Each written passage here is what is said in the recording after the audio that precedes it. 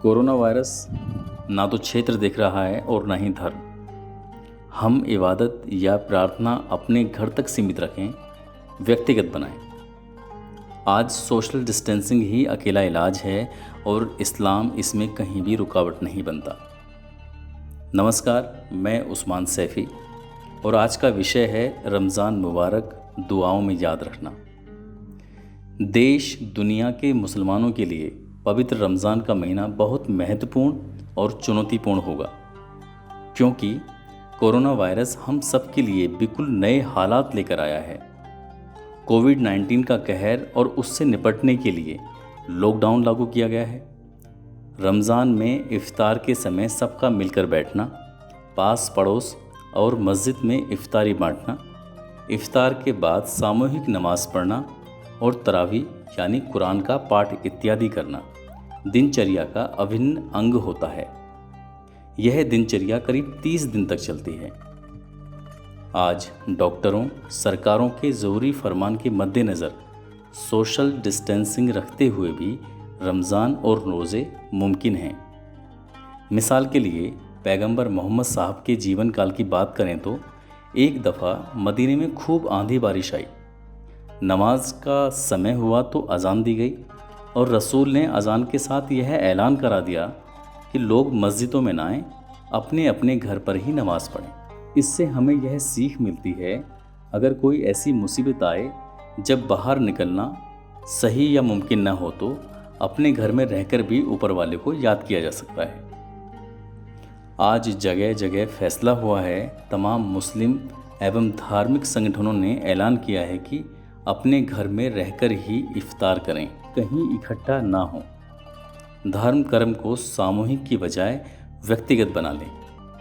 जो लोग सामूहिक इफ्तार करते हैं उन्हें अपने धन या संसाधन को बचाकर उन ज़रूरतमंदों तक पहुंचाना चाहिए जिनको लॉकडाउन की वजह से मदद की ज़रूरत है। बुखारी शरीफ में रसूल सल्लल्लाहु अलैहि वसल्लम कहते हैं, ईमान की बुनियाद है नियत, और नियत के हिसाब से सवाब मिलता है।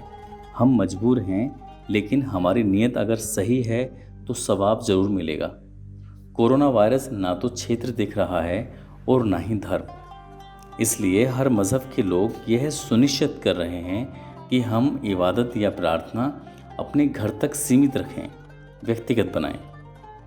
आज सोशल डिस्टेंसिंग ही अकेला इलाज है और इस्लाम इसमें कहीं भी रुकावट नहीं बनता। याद रखिए, इंसानी ज़िंदगी सबसे ज़्यादा कीमती है। ज़िंदा रहेंगे तभी तो इबादत करेंगे। इसलिए तमाम मुफ्तियों और मजहबी इदारों ने यहाँ तक कहा है कि अपने अपने घर में रहकर इबादत करें। बेशक यह दुआ का समय है। हमें गलत विचार अपने दुश्मन के लिए भी नहीं रखना चाहिए। बुरे से बुरा हाल हो तब भी किसी को बद्दुआ नहीं देनी चाहिए। सब्र का मतलब है कि हम सिर्फ खाने पीने और भोग विलास से ही स्वयं को न रोकें, बल्कि रोज़ा हमारी ज़ुबान, हमारी आँख, हमारे व्यवहार सबका होना चाहिए। हम रमज़ान में आचरण की एक ऐसी सभ्यता को विकसित करें जिसमें कोई पराया ना हो, बल्कि सब अपने हों। हम सुख दुख में सबके साथी हों। हमें अपनी सोच को अपने आचरण का हिस्सा बनाना चाहिए। हमें अपनी सोच को अपने आचरण का हिस्सा बनाना चाहिए। एक दूसरे के काम आना चाहिए।